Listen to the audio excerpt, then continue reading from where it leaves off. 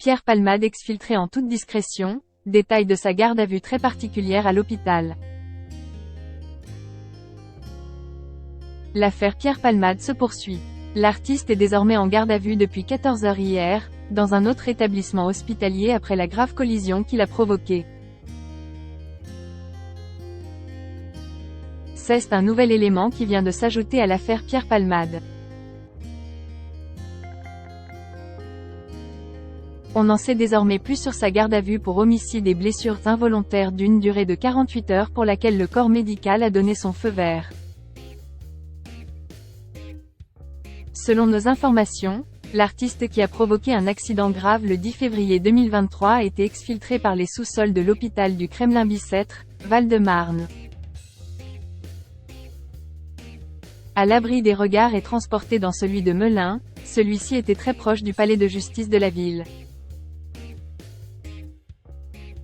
On l'a fait rentrer par l'arrivée des pompiers dans la plus grande discrétion, le plaçant ensuite dans une chambre d'hôpital sécurisée, fenêtre bloquée avec 2 policiers devant. À l'issue de la garde à vue, les enquêteurs vont rendre compte au procureur des éléments en leur possession pour voir quelle sera la prochaine étape et s'il y aura l'ouverture d'une information judiciaire, expliquent les experts sur BFM TV. Le Parisien précise que le comédien et metteur en scène de 54 ans est désormais sous la menace d'une mise en examen, voire d'un placement en détention provisoire. Pour l'heure, seule son avocate Me Céline Lazec peut pénétrer dans sa chambre sécurisée. Le quotidien ajoute que les questions sur le réseau qui le fournit en cocaïne et autres stupéfiants ne viendront que dans un second temps, dans le cadre d'une enquête parallèle dirigée par la gendarmerie. Quant aux 2 autres passagers du véhicule de Pierre Palmade au moment des faits, ils ont été placés en garde à vue. Une tragédie familiale. Pour rappel, l'humoriste était à bord de sa voiture le vendredi 10 février, sur la D372 au niveau de Villiers-en-Bière dans le sud de la Seine-et-Marne, avant de percuter une Renault Mégane. Il fut alors immédiatement transporté à l'hôpital du Kremlin-Bicêtre, son pronostic vital étant engagé. Mais il va beaucoup mieux depuis. S'il a toutefois 4 côtes cassées et quelques blessures annexes, il a pu sortir de réanimation.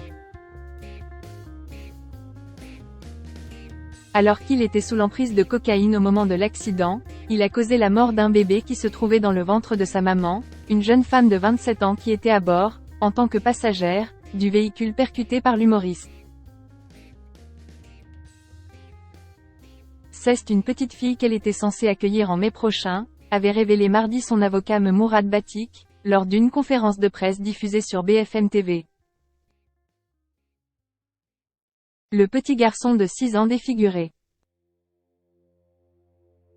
L'avocat a également précisé que la jeune femme a subi une césarienne organisée en urgence afin de sauver l'enfant. Malheureusement, ce dernier n'a pas survécu à l'opération. Il serait toutefois né vivant, ce qui n'arrange pas les affaires de Pierre Palmade, puisqu'il pourrait être condamné pour homicide involontaire. À bord de cette voiture se trouvait également un homme de 38 ans. C'est lui qui conduisait le véhicule. Il est actuellement, après avoir subi 7 opérations, toujours en réanimation, tout comme son fils de 6 ans, qui était assis à l'arrière. Ce dernier est défiguré. Il a la mâchoire fracturée, a détaillé Mourad Batik, qui défend également le père et son fils. Pierre Palmade s'est excusé pour ce qu'il s'est passé, a révélé sa sœur. Mais ces excuses sont jugées comme inaudibles par les proches des victimes, d'après l'avocat.